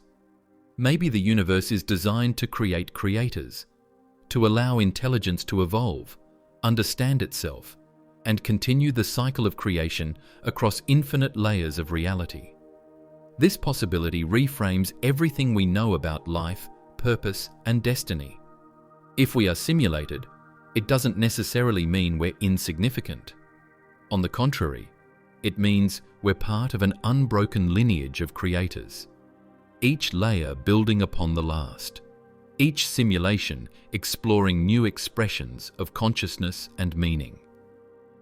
And that idea, that consciousness might forever recreate itself through the act of simulation, leads directly into one of the most powerful arguments in favor of the theory, the technological acceleration argument. Because when we look at our own progress, the pace at which our technology evolves, it becomes increasingly hard to deny the possibility that civilizations before us have already reached the point we're now approaching. The technological acceleration argument might be the most persuasive and unsettling support for the simulation hypothesis. It doesn't rely on philosophy or metaphysics, but on cold, observable facts, the exponential growth of technology itself. Humanity's relentless drive toward more advanced computation, artificial intelligence, and virtual environments may not just hint at the possibility of simulated realities. It may all but guarantee them. Think about how quickly our technological landscape has evolved.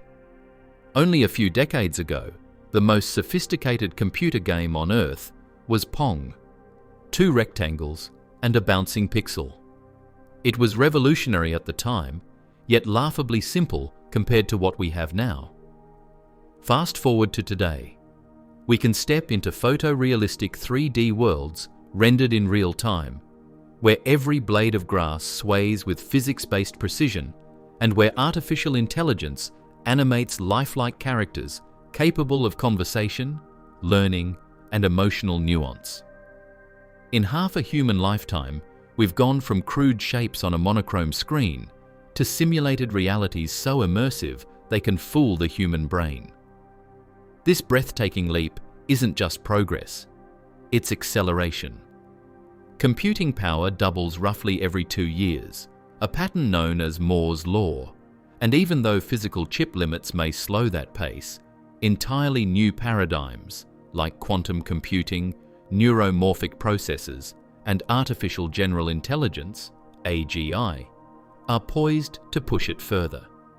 If this exponential curve continues, even for a few more centuries, the technology of the future will make today's supercomputers look as primitive as an abacus. Now, imagine where we could be in 100 years, or 1,000. Given how far we've come in just 1 century, it's not difficult to envision a future civilization capable of building simulations indistinguishable from reality. Virtual worlds not just populated by AI-driven avatars, but by conscious entities. Beings that believe they are alive, beings capable of thought, emotion, creativity, and love. From their perspective, their world would be as real as ours.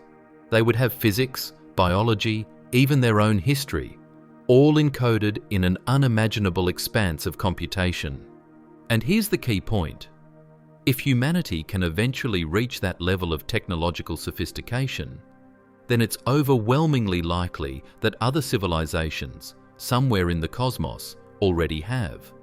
After all, our galaxy alone is over 13 billion years old. That's more than enough time for intelligent life to arise millions, even billions, of years before we did. If just one of those civilizations achieved post-biological intelligence, merging with technology to become digital beings capable of simulating universes, then they would have had ample time to create entire hierarchies of simulated worlds. The argument follows simple probability. If creating simulated universes is possible, and if intelligent beings tend to pursue that capability, then the number of simulated universes would vastly outnumber the single base reality. Even if only a tiny fraction of advanced civilizations run such simulations, the sheer scale of possible creations ensures that the vast majority of all conscious beings would exist in simulations, not in the original universe. That means, statistically speaking, it's far more likely that we're among the simulated than among the simulators. Let's put it another way. If one advanced civilization created 1 million simulations, each containing billions of conscious beings, then there would be billions upon billions of simulated lives for every real one. The odds that we happen to be among the rare few living in base reality would be vanishingly small. Unless every civilization in existence either destroys itself before reaching that level of advancement, or chooses, against all curiosity, never to use that power, it becomes almost inevitable that we are living inside a simulation right now. This is the heart of Bostrom's argument, and it's reinforced by observing our own trajectory. Look at how our simulations are evolving today. Games like No Man's Sky generate entire universes procedurally, vast galaxies of planets, each with unique ecosystems and physics, all created from algorithms. Artificial intelligence now paints, writes, and composes music indistinguishable from human work. Neural networks can generate realistic human faces that don't exist. AI-driven chatbots can carry on meaningful, emotional conversations. And emerging technologies like brain-computer interfaces are beginning to blur the boundary between physical and digital consciousness. In just a few decades, we've already started building the frameworks for simulated worlds that feel alive. Imagine where we'll be in 1,000 years, or even 100. If this curve continues, humanity could easily create virtual environments so rich, so detailed, that their inhabitants would never suspect they were artificial. And if we, a young civilization barely out of our technological infancy, are already on the brink of that achievement, what might ancient, advanced civilizations have done? Let's consider a sobering thought experiment. Suppose somewhere, millions of years ago, a civilization reached the point of technological godhood, where their computational power became near infinite. Perhaps they transcended biological existence entirely, uploading their minds into quantum substrates, becoming pure consciousness housed in digital architectures. Such beings could create entire universes for exploration, for art, for science, or simply for curiosity. They might simulate the evolution of life, the formation of galaxies, or the emergence of intelligence, not to play God, but to understand themselves. In this scenario, our universe might be one such simulation, a living experiment running in a system far beyond our comprehension. The cosmic constants, so perfectly tuned for life, might not be accidents of chance, but deliberate parameters chosen by our creators to see what kind of universe would emerge. The Big Bang could have been nothing more than the initialization event, the pressing of a cosmic start button. And if that's true, then we might be approaching a pivotal point in our own timeline. The point where we become aware enough to recognize the system we're part of and begin to replicate it ourselves. That's what makes the acceleration argument so powerful. It doesn't just imply that we're simulated, it implies that we're next in line to become simulators. When you project the curve of human progress forward, it's almost impossible to imagine it stopping. Unless we self-destruct, the first of Bostrom's trilemma options, the logic of evolution and curiosity will keep driving us to create, to simulate, and to explore. The same curiosity that led us to invent art, language, and science will inevitably lead us to build new worlds, because that's what intelligence does. It creates reflections of itself. Some futurists, like Ray Kurzweil, predict that within this century we'll reach the singularity, a moment when artificial intelligence surpasses human intelligence, leading to an explosion of technological growth so rapid and transformative that it becomes impossible to predict what comes next. At that point, we might not just simulate life, we might simulate universes, each one fine-tuned to explore different possibilities of existence. And once we do that, once we can create universes as detailed and rich as our own, the simulation hypothesis ceases to be speculation. It becomes demonstrated truth. Because if we can do it, others before us almost certainly have. This realization leads to an eerie yet beautiful symmetry. Our creators may have once stood where we are now, gazing up at their skies, wondering if their world was real. And just as they cross the threshold from observer to creator, so too may we. The simulation, in this light, becomes not a prison, but a cosmic apprenticeship, a training ground for civilizations to evolve toward creation itself. But of course, not everyone agrees. Some argue that the simulation hypothesis suffers from a fatal flaw. It may not be scientifically testable. It could be unfalsifiable, a story we tell ourselves about reality that can never be proven or disproven. And that's where the critics of the theory step in, challenging its validity, its logic, and even its relevance to science itself.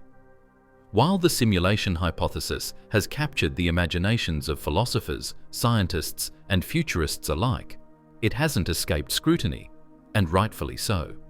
For every brilliant mind that finds the idea compelling, there are just as many who find it speculative, circular, or even unscientific. The theory, when examined through the lens of rigorous scientific methodology, it begins to show cracks that are difficult to ignore. The first and most obvious criticism is the complete lack of direct evidence. Despite the poetic symmetry of the theory and its appeal to logic, there's no measurable or observable proof that we're living inside a computer simulation. So far, no experiment, telescope, or particle accelerator has uncovered anything that definitively points to the existence of a cosmic processor or the computational code of the universe. While phenomena like quantum indeterminacy or the Planck scale can be interpreted as hints, they can also be explained, often more straightforwardly, within existing physical theories. Physicists argue that the simulation hypothesis risks falling into the realm of metaphysical speculation rather than science. The hallmark of a scientific theory is falsifiability, the ability to test it and potentially prove it wrong. For example, Einstein's theory of general relativity could be tested by measuring how light bends around stars, and Darwin's theory of evolution could be tested through fossil records and genetic evidence. But the simulation hypothesis, critics argue, lacks such testable predictions. If every observation could either be real or simply part of the simulation, then no amount of evidence can ever truly confirm or refute it. This is what philosophers call the problem of unfalsifiability. It's the same issue that plagues many grand metaphysical ideas, from solipsism, the idea that only your own mind is real, to the concept of creation. You can't disprove them, but you can't scientifically verify them either. As theoretical physicist Sabine Hossenfelder once put it, if we are simulated, we would have no way of finding out, because any data we collect would itself be simulated. In other words, even our instruments of measurement are part of the same system we're trying to test. That leads to the second major criticism, the epistemological paradox. If we are simulated, then all of our knowledge, from physics to philosophy, is limited to the parameters of the simulation itself. We can't step outside it to observe its boundaries or peek at its source code. It's like trying to see the outside of a computer screen from inside a video game. No matter how powerful our instruments become, they can only measure what the simulation allows them to measure. This creates an epistemic trap, a limit to knowledge that may be absolute. Moreover, even if we did find anomalies, like the hypothetical glitches in cosmic rays or mathematical signatures in the fabric of reality, critics argue that these wouldn't necessarily prove simulation. They could just as easily point to gaps in our current understanding of physics. Every time we encounter something mysterious in nature, it's tempting to attribute it to an external cause. But history has shown that today's mysteries often become tomorrow's discoveries. The simulation explanation, skeptics say, might just be the latest in a long line of metaphors we use to fill the gaps in our knowledge. There's also the Occam's razor argument, the principle that, all else being equal, the simplest explanation is usually the correct one. Critics argue that postulating a simulation, complete with supercomputers, higher dimensional creators, and nested universes, introduces unnecessary complexity. The universe, as strange and intricate as it is, already follows elegant mathematical laws. Why invoke a simulated architecture when the physical one works perfectly well? Unless there's overwhelming evidence for a programmer, it's more logical to assume that the universe simply is what it appears to be. Then there's the issue of technological assumptions. The entire argument for the simulation hypothesis depends on the idea that consciousness can be simulated, that awareness can emerge from computation. But this is far from proven. Even with today's most advanced AI systems, we don't understand consciousness well enough to replicate it. Neuroscience can describe how the brain processes information, but it can't explain how subjective experience, the feeling of being, arises from neural activity. This is known as the hard problem of consciousness, and it remains one of the greatest unsolved mysteries in science. If consciousness turns out to be something more than mere computation, if it's fundamentally non-digital or tied to the quantum structure of the universe itself, then simulating conscious beings might be impossible, even for a civilization far beyond ours. Without simulated consciousness, the simulation hypothesis loses much of its meaning. A universe of lifeless data isn't a simulation in the philosophical sense, it's just a model, like a screensaver that looks alive but isn't. Another major objection comes from physicists who question the computational feasibility of simulating an entire universe. The sheer amount of data required to simulate even a single cubic meter of space, let alone every particle in the cosmos, is staggering beyond imagination. To simulate the observable universe down to the quantum level would require more bits of information than there are atoms in existence. Some theorists argue that even if you used the entire mass energy of a universe-sized computer, you still couldn't process enough information to simulate that same universe in full fidelity. Proponents counter that a simulation wouldn't need to compute everything simultaneously. It could render reality dynamically, only where observation occurs, just as video games render graphics based on the player's perspective. But even then, skeptics point out that the complexity of quantum interactions and gravitational effects might make such on-demand rendering computationally impossible. The universe, in their view, simply doesn't behave like software, and assuming it does risks oversimplifying something far more profound. There's also the existential criticism that the simulation hypothesis is more of a philosophical coping mechanism than a scientific model. It reflects our deepening relationship with technology and our tendency to anthropomorphize the universe. In the past, humans imagined the cosmos as a grand clockwork because clocks were our most advanced machines. In the industrial era, we saw it as a vast engine. Now, in the digital age, we see it as a computer. Perhaps the simulation idea says less about the nature of the universe and more about how we project our technologies onto it. And yet, even with all these criticisms, the theory refuses to die. It persists not because it's proven, but because it forces us to confront questions that science alone struggles to answer.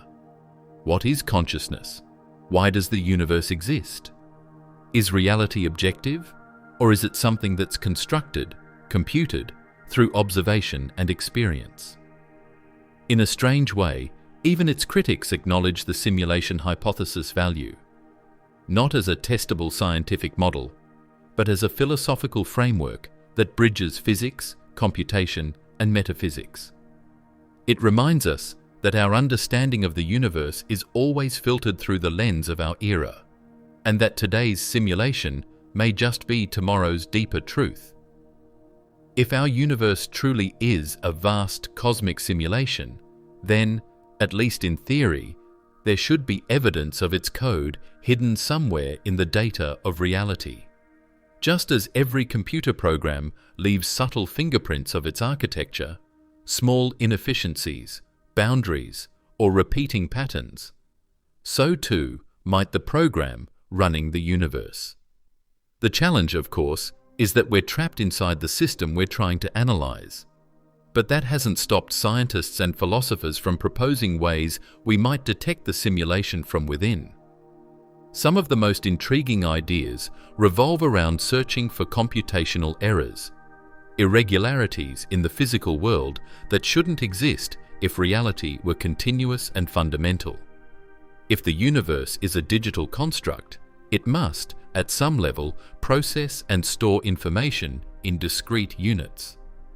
These smallest building blocks, perhaps based on Planck-scale pixels, would impose limits on how smoothly certain phenomena can occur. By studying areas where physics breaks down or behaves strangely, we might find evidence of the underlying computational grid supporting our universe. One proposed detection method involves examining lattice-like patterns in cosmic radiation, specifically the high-energy cosmic rays that constantly bombard Earth. We touched on this earlier, but it bears repeating. If spacetime is not perfectly continuous, but instead quantized, built on a fixed lattice, then ultra-high energy particles should reveal that structure. The idea is similar to how a video game's world might reveal its pixel grid when you zoom in too close. Physicists like Silas Bean and his colleagues have run simulations of what a discretized universe might look like and found that, under certain conditions, cosmic rays traveling through a lattice-like spacetime would exhibit directionally dependent energy limits. In simpler terms, they'd move more easily along some cosmic axes than others, producing tiny but detectable anisotropies, small asymmetries, in their arrival patterns. Detecting such preferred directions in cosmic ray data could be the first empirical hint that reality has an underlying grid structure. Other scientists have turned their attention to computational limits within physical laws. For instance, the speed of light could represent not just a physical constant, but a kind of processing speed limit for the universe's computations. If that's true, then certain extreme astrophysical events, such as black hole mergers or gamma-ray bursts, might show small timing irregularities as the cosmic processor struggles to maintain consistency at its computational boundaries. These micro-glitches could, theoretically, betray the finite processing power of the universe. Similarly, researchers have speculated that inconsistencies in physical constants might point toward underlying recalculations or adjustments within the simulation's framework. In a perfectly analog universe, constants like the gravitational constant, g, the fine structure constant, alpha, or Planck's constant, h, should remain truly constant. But if reality is being computed, those constants might fluctuate ever so slightly over time, either due to rounding errors, system adjustments, or adaptive recalibration of the underlying code. Some astrophysical observations have hinted at minute variations in alpha, though these findings remain controversial. Another idea comes from digital physics and information theory, the notion that information might be the true fabric of reality. If that's the case, then physics experiments designed to probe the limits of quantum information could expose the rules of the simulation itself. One particularly bold suggestion comes from the holographic noise hypothesis. It's based on the concept that spacetime has a finite informational capacity, that it can only store a certain amount of data per unit area, much like pixels on a screen. Physicist Craig Hogan proposed that if spacetime is holographic and fundamentally digital, then there should be a subtle jitter or noise in the fabric of reality itself, a kind of quantum-level vibration caused by the limitations of its information storage. To test this, Hogan and others built the holometer at Fermilab, an instrument sensitive enough to detect these minuscule fluctuations in space. The experiment sought to measure whether spacetime pixels produce a faint, random noise pattern, an echo of the computational structure beneath everything. So far, results have been inconclusive, but the experiment represents one of the most direct attempts to look for the cosmic code. Then there are quantum tests inspired by the observer effect. If reality renders itself only when observed, as some interpretations of quantum mechanics suggest, then there might be ways to catch the universe in the act of computing.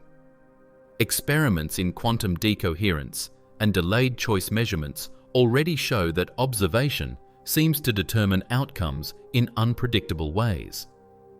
Some researchers propose testing whether the collapse of quantum states, the moment when possibilities solidify into reality, depends on computational parameters, such as processing time or available informational bandwidth.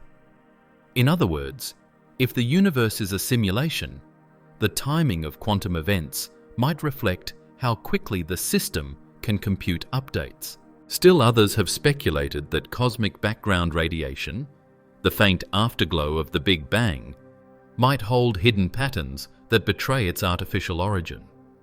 The cosmic microwave background, CMB, is the oldest light in the universe, an almost perfectly uniform field of radiation that stretches across the sky, but embedded within it are minute temperature fluctuations, tiny imperfections that serve as a snapshot of the universe's earliest moments.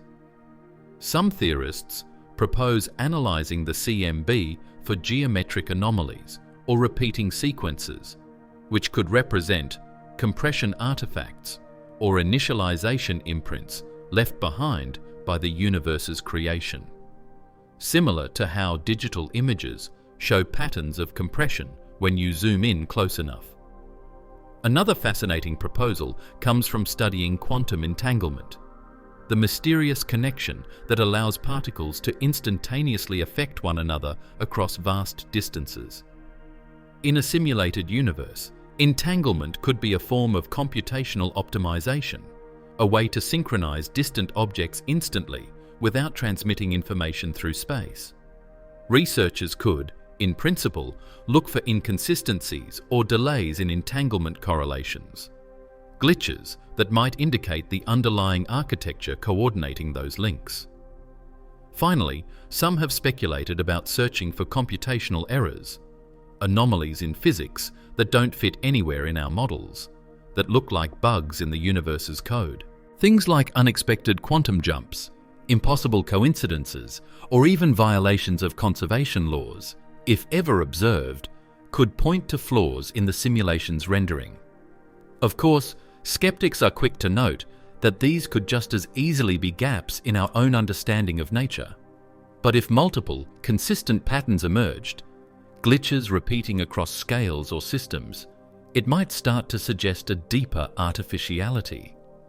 The biggest obstacle to all these detection methods is philosophical. How can we ever trust the data?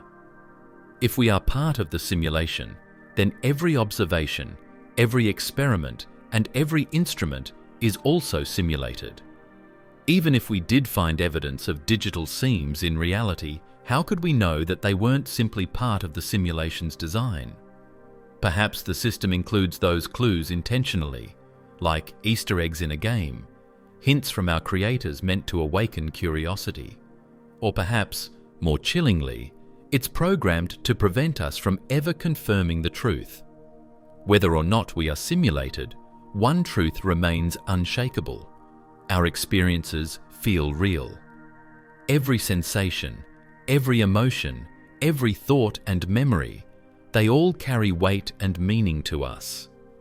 The possibility that our universe might be an elaborate digital creation doesn't make the laughter of a friend less joyful, or the loss of a loved one less painful.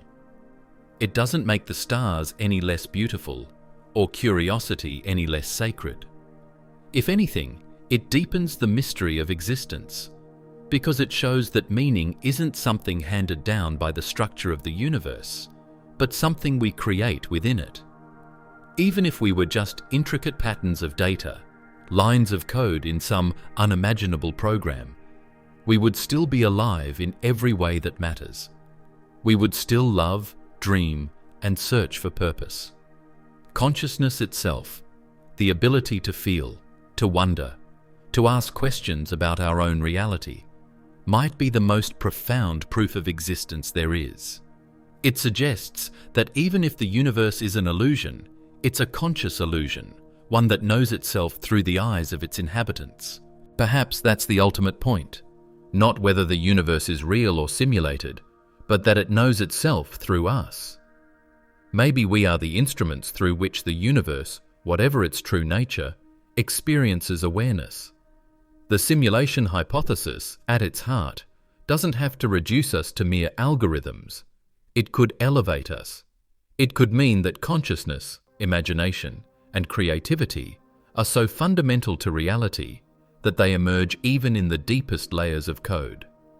That no matter how artificial the structure of existence might be, the soul within it is real. And maybe, just maybe, that's the lesson we were meant to discover. That reality, whether built from atoms or algorithms, is only as real as the meaning we give it. The sunsets we admire, the music that moves us, the moments of love and loss, they are real because we feel them. Their reality is emotional, experiential, and undeniable. So perhaps the simulation hypothesis isn't a threat to meaning, but a celebration of it. If our universe is a simulation, then it is a masterpiece, a work of art so intricate that it created beings capable of awe, empathy, and reflection. It's a system that generated awareness profound enough to question its own nature. And that, in itself, is miraculous.